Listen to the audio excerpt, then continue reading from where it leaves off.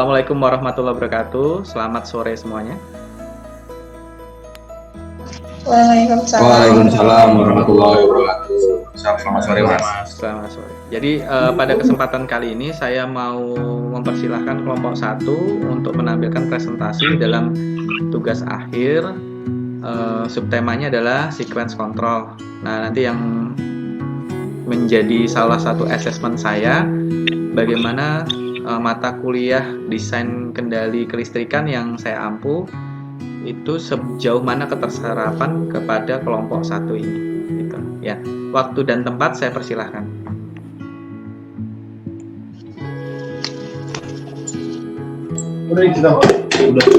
Siap, Mas.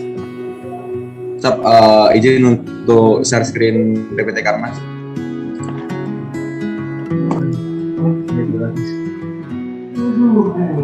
Siap, izin, Mas. Assalamualaikum warahmatullahi wabarakatuh. Waalaikumsalam.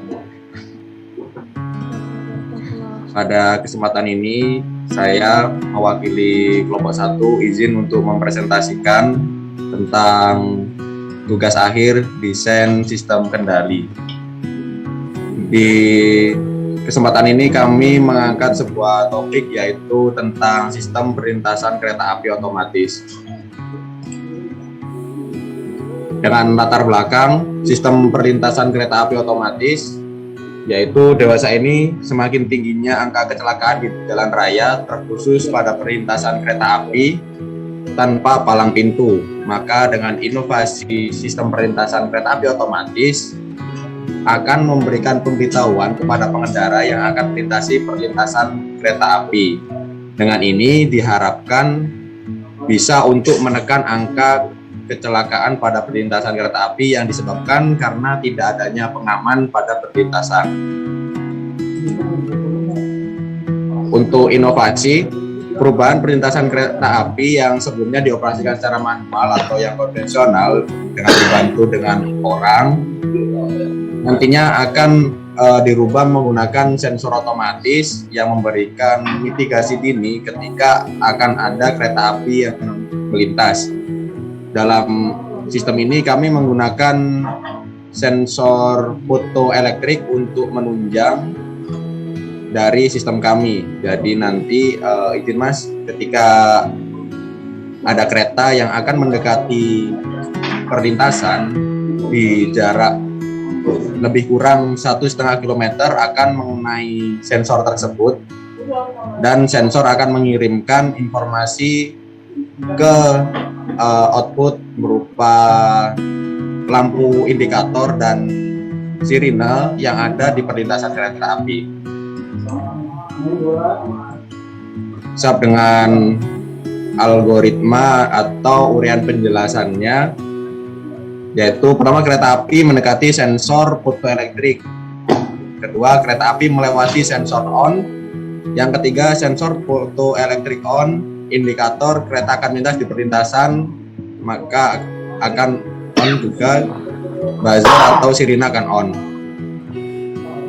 Setelah itu, setelah kereta api melintasi perlintasan, kereta api melalui sensor fotoelektrik off, indikator kereta akan melintas di perlintasan off dan sirine off.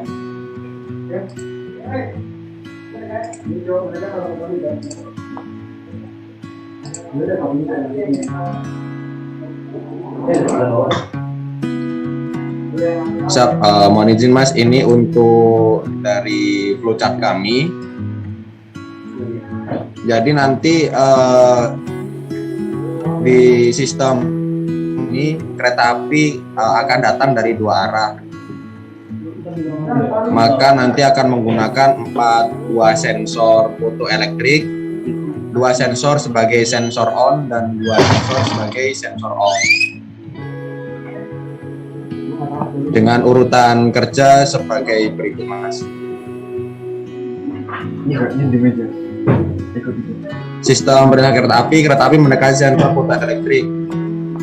Ketika kereta api melewati sensor on, jika iya, sensor fotoelektrik akan on, buzzer akan on, indikator stop on, indikator aman off.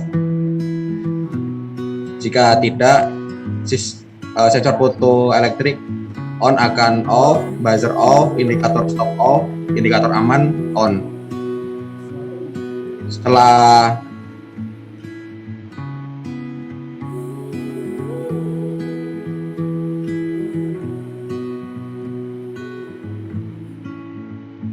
akan on, jika tidak sensor foto elektrik off akan off dan mengulang seperti flowchart ini, Mas.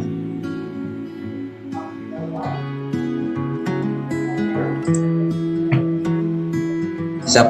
Untuk kesimpulan dan saran, dengan adanya sistem perlintasan kereta api otomatis akan menambah keselamatan pengguna jalan untuk perlintasan kereta api yang masih belum dijaga oleh petugas, serta bisa diterapkan di palang pintu yang masih dioperasikan oleh petugas, sehingga bisa dilakukan efisiensi jumlah petugas dan mitigasi dini ketika akan ada kereta api yang melintas, guna untuk memberikan informasi kepada pengendara di jalan raya supaya mengetahui dan berhenti ketika akan ada kereta api yang lewat. Untuk saran, pengembangan sistem bisa ditambahkan palang pintu otomatis untuk memblokade jalan yang akan dilewati oleh pengendara supaya keselamatan bisa lebih terjaga. Cukup, Mas, untuk presentasi. Mohon izin untuk mensimulasikannya, Mas.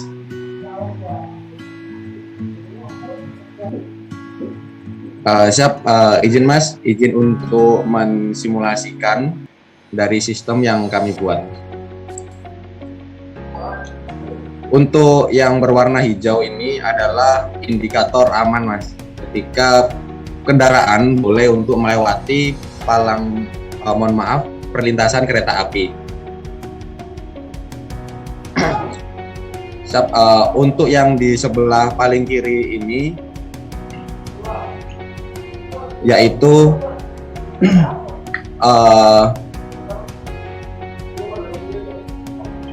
sistem yang kereta api jika disimulasikan dari kanan ke kiri, Mas, kereta api untuk yang paling kiri ini yaitu kereta dari kanan ke kiri, untuk yang sebelahnya yaitu kereta api dari arah kiri ke kanan.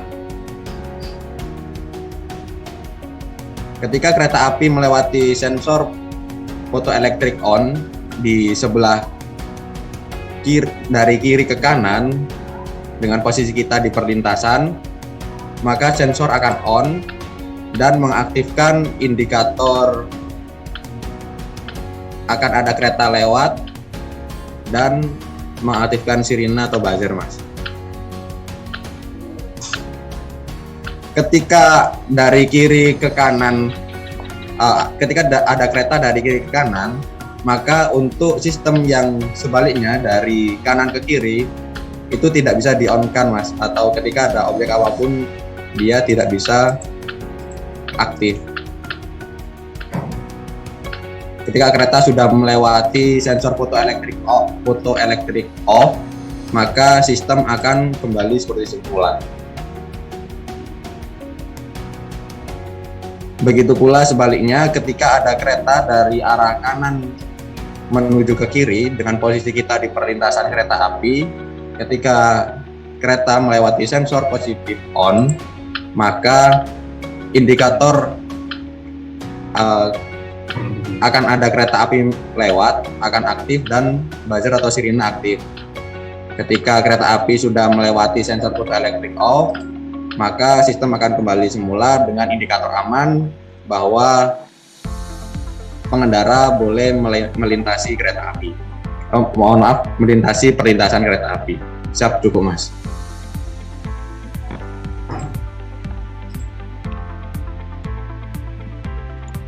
Oke ya.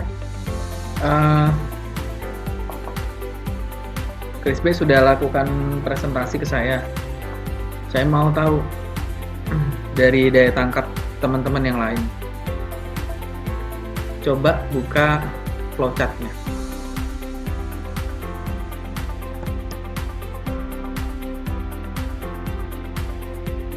Flowchart-nya dibuka lagi.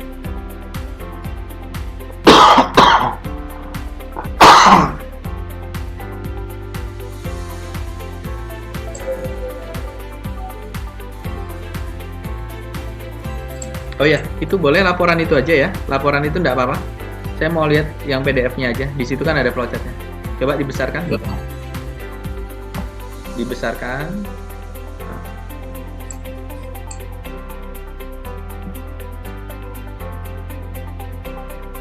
Nah, pertanyaan saya, tapi saya minta Chris Bay estafetkan ke temannya yang lain ya, ke Taruna saja. Ya, Mas. Taruni punya porsi sendiri.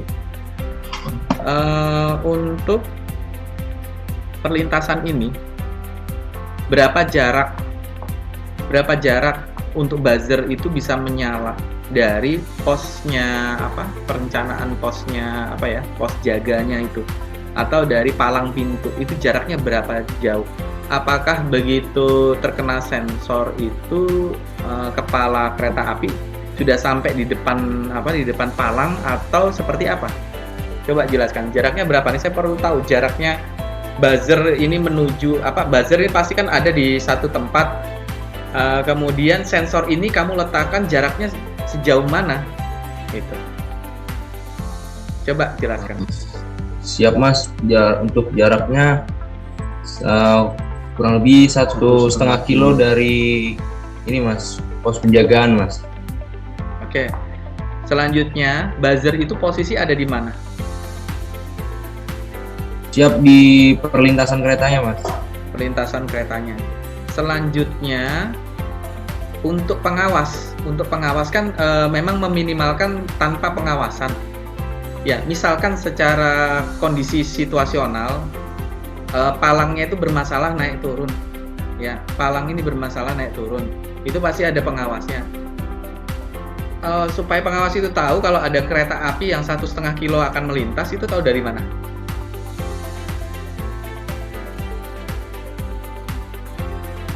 Apa cukup dari buzzer itu?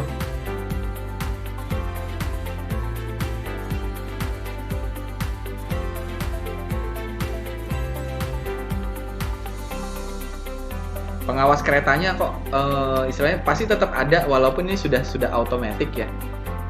Ya Mas. Taunya dari mana dia?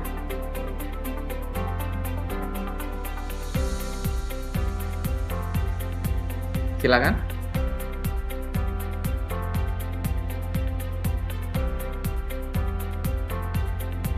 Siap Mas, yang dimaksud Mas Robi tadi gimana caranya pengawas itu bisa tahu kereta itu bakal datang gitu Mas ya? Betul, seperti itu. Ya, saya tahu pasti sudah ada buzzer yang akan terdengar. Tapi pasti ada indikator lain. Indikator lainnya kalian pakai apa? Siap, lampu peringatan itu Mas. Lampu peringatan. Posisi lampu peringatan itu ada di mana? Siap, di ini Mas, palang pintu kereta Mas. Palang pintu kereta sudah cukup menurut kalian?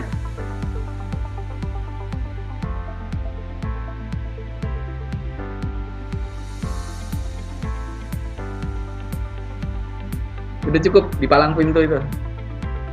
Nggak perlu kira-kira di dalam pos itu dikasih indikator gitu, dikasih lampu juga supaya dia tahu sudah ada kereta mau lewat.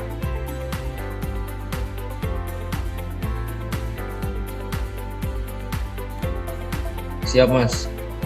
Perlu juga sih Mas di dalam pos penjagaan itu Mas. Oke, ya.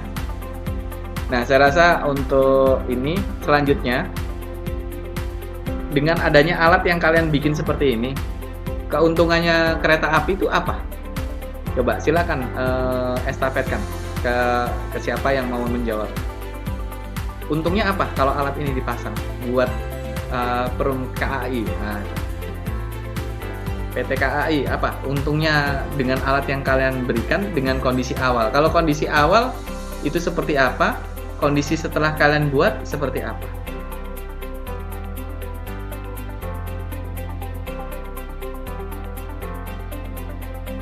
Apakah kalian mengetahui kereta api yang zaman saat ini itu menggunakan apa sebagai sinyal informasi kalau dia mau melintas?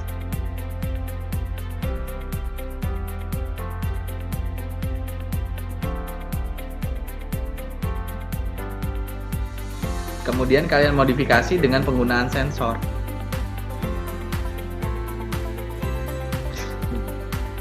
Oke ya. Nah, ini jadi semacam pending job ya. Coba deh cari tahu. Ini sebelumnya itu kereta api itu bisa mengenali bahwa akan melintas itu dari mana? Informasinya diperoleh dari mana saja? Untuk operator pos pada palang lintasan. Dia dapat informasi dari mana kalau kereta api itu akan melintas. Pasti ada jadwal kemudian hal-hal lain. Nah, coba cari tahu secara teknologi apa yang digunakan teknologi saat ini. Kemudian yang kedepannya kan kalian menggunakan sensor. Misal saja itu sensor ditaruh di posisi lintasan ya. Kena hujan, kena panas segala macam ini itu. Nah, bagaimana kalian meyakinkan bahwa desain sensor, pemilihan sensor yang kalian pilih itu sudah sesuai dengan kondisi alam yang ada. Karena pasti kehujanan, kepanasan seperti itu kan.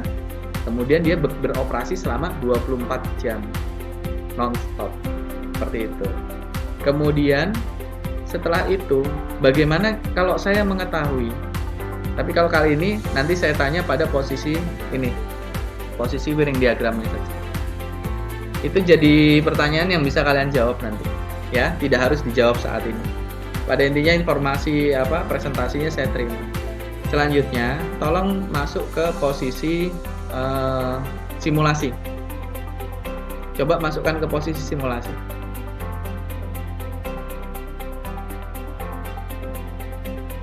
Buka ke posisi simulasi. Oke, nah pertanyaan saya, simulasi ini itu ada S1, S2 ya. Anggaplah sensor itu merupakan sebuah push button, maka saya cuma butuh digital input untuk ini ya. Hanya butuh digital yang mana sinyalnya adalah on atau off ya. Hanya itu saja, saya nggak butuh sinyal analog ya. Nah, selanjutnya pada program yang sedang kalian kerjakan seperti ini sederhana sekali ya. Pertanyaan saya, sensor itu berada di luar, kena hujan, kena panas, kena hujan, kena panas. Misal itu sensor itu terlewatin oleh binatang, misal aja tikus atau mungkin burung yang melintas, sehingga terdeteksi seolah-olah itu ada objeknya. Ini kereta api melintas, sehingga sensor merespon. Jangan lupa, sensor itu adalah barang mati yang tidak bisa membedakan. Dia cuma bisa membedakan ada atau tidak. Bagaimana menyiasati pada rangkaian ini? Jika memang ini adalah kereta api yang lewat atau hanya gangguan-gangguan alam yang terjadi, distorsi yang terjadi. Ada burung yang melintas, terdeteksi sensor, mungkin ada tikus atau melintas gitu tepat di depan sensor. Bagaimana dalam rangkaian ini kalian menyiasati supaya tidak terdeteksi sebagai sebuah gangguan tetapi betul-betul kereta api yang melintas? Gimana? Silakan menjawab. Kalau memang masih belum bisa, dijadikan pending jawaban ya. Kemudian untuk si presenter Chris Bay, saya perlu gambaran umum saja. Bagaimana kamu caranya mengamankan? Seperti tadi informasi saya tadi itu. Cerita saja. Izin Mas. Nah, silakan. Izin. Siapa ini yang menjawab? Chris Bay Mas. Oh, Chris Bay ya. Layarnya. Iya. Layarnya. Oke. Nggak apa begini. Iya, nggak apa-apa gitu aja. Yang penting saya tahu siapa yang menjawab. Mohon izin Mas, Ya. untuk yang pernah saya amati dan pernah lihat di lapangan itu, untuk sensornya nanti itu ditempatkan di tiang seperti itu Mas. Jadi nanti akan ada seperti 2 tiang di antara rel kereta api Mas. Jadi nanti sensor itu akan berada sekitar lebih kurang 2,5 meter dari permukaan tanah Mas, untuk meyakinkan bahwa yang melewati sensor tersebut adalah kereta api. Dan untuk pengembangannya yang saat ini yang banyak diterapkan itu untuk sensor yang seperti itu yang berupa seperti gawang atau 2 tiang itu mulai ditinggalkan dan diganti dengan sensor yang dipasang di rel kereta api, Mas. Jadi ketika kereta melintas, roda kereta api itu akan mengenai sensor tersebut, Mas. Seperti itu, Mas. Siap, izin, Mas. Oke. Nah, tolong secara tertulis nanti tambahkan di kolom, kalian bikin sendiri ya dari yang saya yang saya berikan itu ya, yang kalian bikin PDF itu, pertanyaan dan jawaban kalian secara tertulis saja di situ ya. Selanjutnya nanti pada lembar inovasi lain kalian sudah bisa mereka bahwa yang perlu dimodifikasi dari rangkaian kalian ini apa. Dari situ sudah terlihat ya, seperti itu. Itu saja saya rasa ya. Kemudian saya tanya nih, di situ ada R1 dan R2. Fungsinya apa R1 dan R2 itu? Anak kontak NC. R1, R2 pada bagian 1 dan 3. Pada line 1 dan 3 itu kan ada tuh R2, R1. Itu sebagai apa sih? Siap, Mas. Izin, Mas, itu sebagai interlock, Mas. Interlock apa? Siap, interlock dari sensor tersebut, Mas. Jadi ketika ada kereta dari sisi kanan ke kiri, maka sensor tersebut akan membaca dan memberikan informasi, Mas. Dan kalau ada kereta dari arah sebaliknya, tidak akan terbaca, Mas.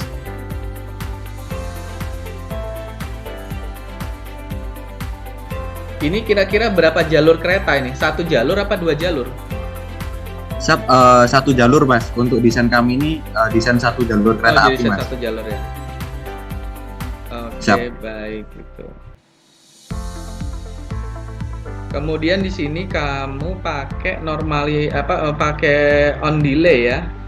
Pakai timer on delay nih ya. Siap, Mas. Coba simulasinya dijalankan sekali. Langsung Anggap kereta api melintas. langsung on.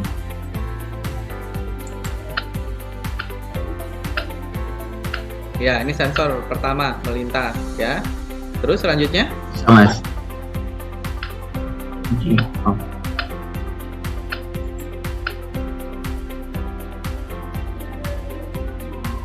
S1 off itu sebagai apa? Sensor off, Mas.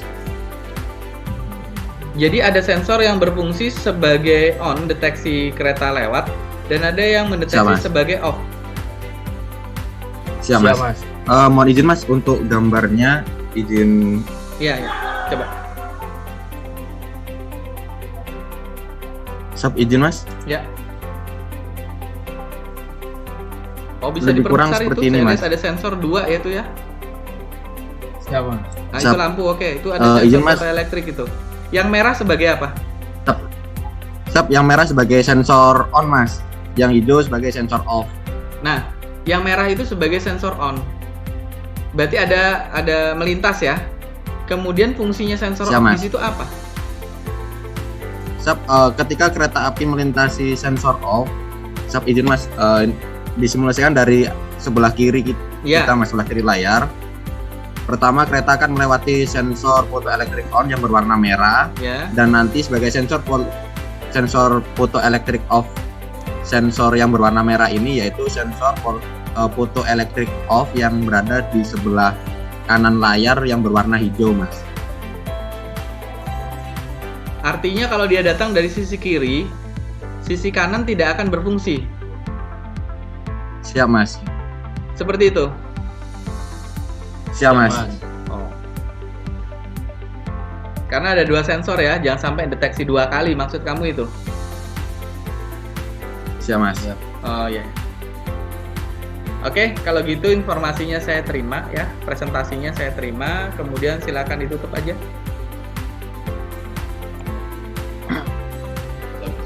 Kalimat penutup.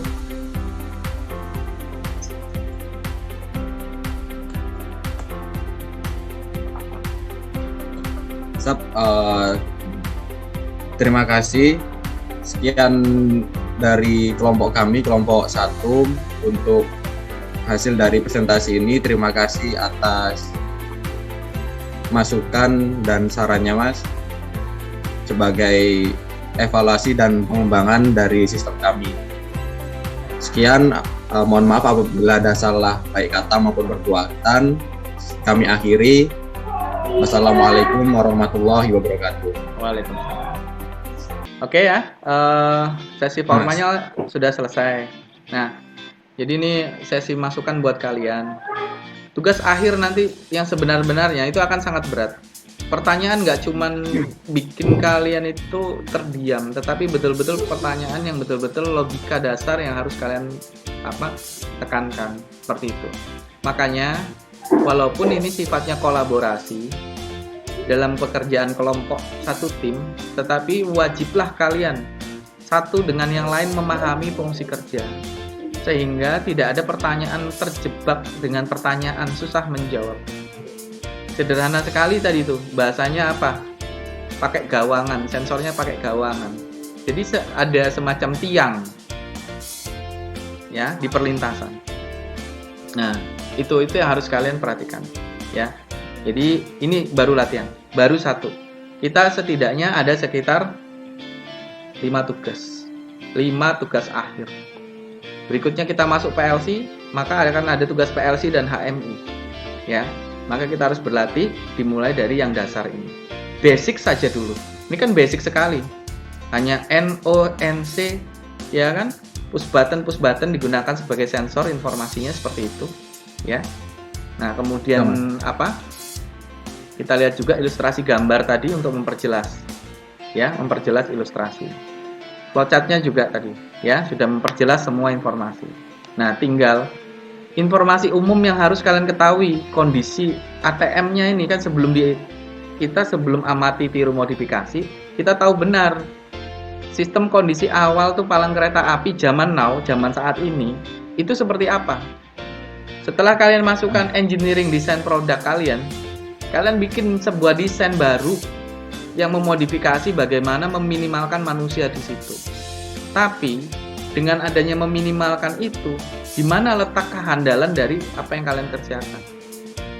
Ya, yang dari sini ini hanya memuat informasi mengenai lampu saja ya. Tapi situ saya nggak lihat ada palangnya nutup ke bawah, kemudian kembali ke atas. Itu nggak ada kan? Betul? Belum Mas. Belum ya? Belum ada kan? Belum Mas. Nah, itu masukkan dalam rencana desain berikutnya. Hanya tulisan saja ya, bukan saya minta kalian bikin lagi karena kita sudah berpindah ke PLC berikutnya. Jadi hanya ditulis dalam laporan kembali ke saya, dalam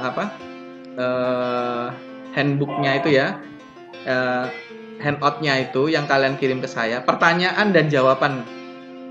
Jadi pertanyaan dan jawaban saya, modifikasi lagi kolom-kolomnya kalau memang perlu ditambahkan atau dirubah silakan. Pokoknya itu bukan menjadi sesuatu yang baku, yang tidak berubah. Silakan dirubah.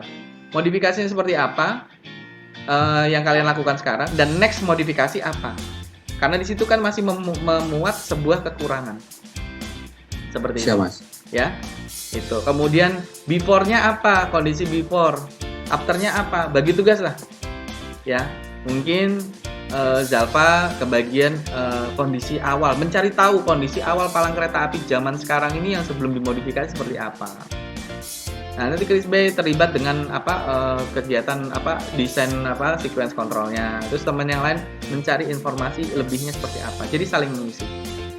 Kalau tugas akhir kalian pastinya sendiri-sendiri, cuman bagaimana caranya kalian berkolaborasi tapi ilmunya juga dapat juga gitu. Ya, seperti itu.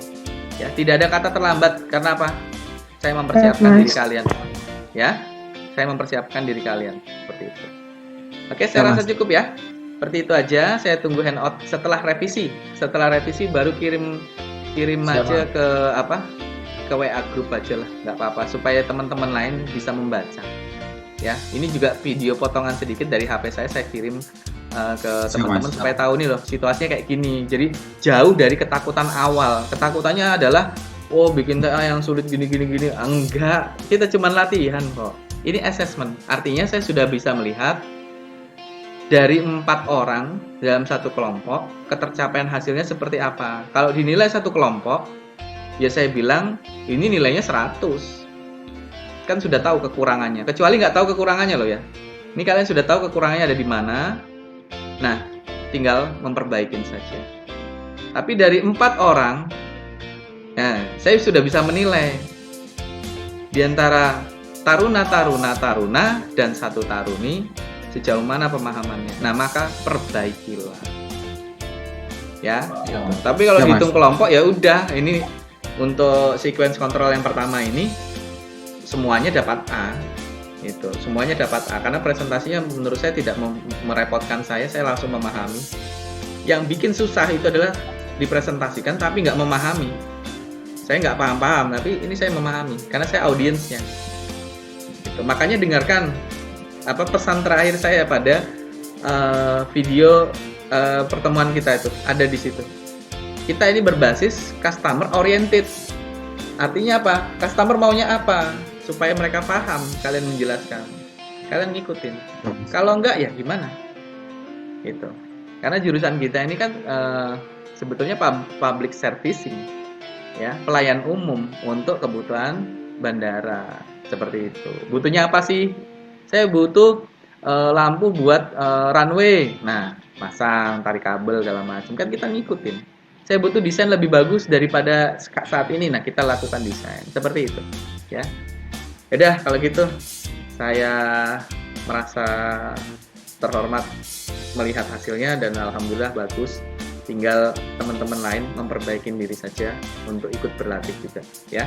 Kalau nggak ngerti ya tanya sama Chris Bay, itu lumayan udah bagus, ya. Kemudian jangan lupa produk prosesnya kayak apa, karena tadi saya lihat produk knowledge-nya nggak paham. Jadi produk knowledge kalian ini kan melalui produk proses umum.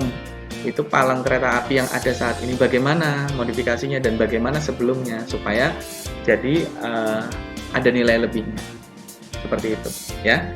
Oke, saya rasa gitu saja cukup, saya rasa ya. Terima kasih atas waktunya. Jumpa lagi pada kesempatan berikutnya. Wassalamualaikum warahmatullahi wabarakatuh. Selamat sore. Waalaikumsalam warahmatullahi wabarakatuh. Selamat sore, Mas.